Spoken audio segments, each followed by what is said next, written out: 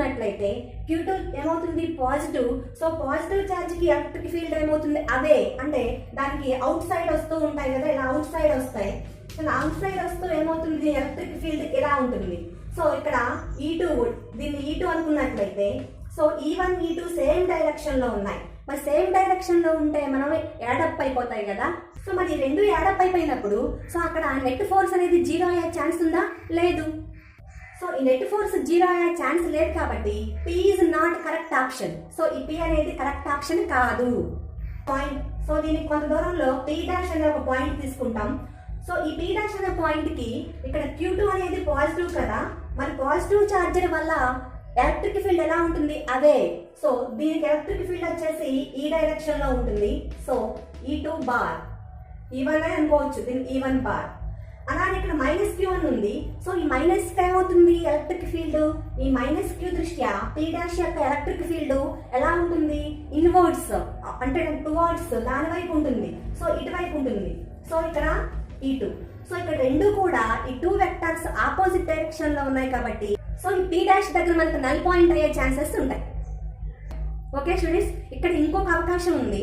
మనం ఇక్కడ Q2 కి ఇటువైపు తీసుకున్నాం కదా, ఇప్పుడు -Q1 కి అటువైపు తీసుకుంటాం. సో ఇక్కడ అటువైపు తీసుకున్నట్లయితే ఇక్కడ -Q1 ఉంది. సో ఇక్కడ ఒక పాయింట్ P" తీసుకుంటాను.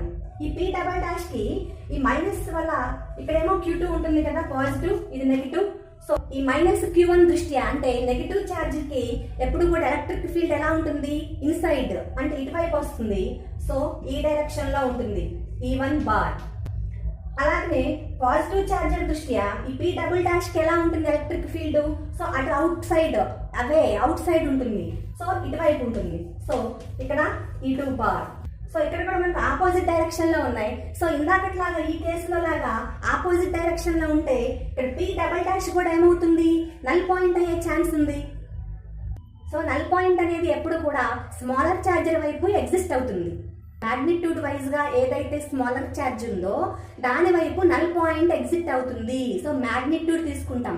సో ఇక్కడ P' రెండింటిలో దేనికి మ్యాగ్నిట్యూడ్ చిన్నగా ఉందో, స్మాలర్ మ్యాగ్నిట్యూడ్ ఉందో దాని వైపు నల్ పాయింట్ అనేది ఎగ్జిట్ అవుతుంది. X = R/√of Q big. అంటే Q బిగ్గర్ అంటే బిగ్ అంటే ఇక్కడ పెద్దది కాదు, మ్యాగ్నిట్యూడ్ వైజ్ గా తీసుకోవాలని చెప్పాను కదా. Q big by Q small ±1. So this is most important formula of null point.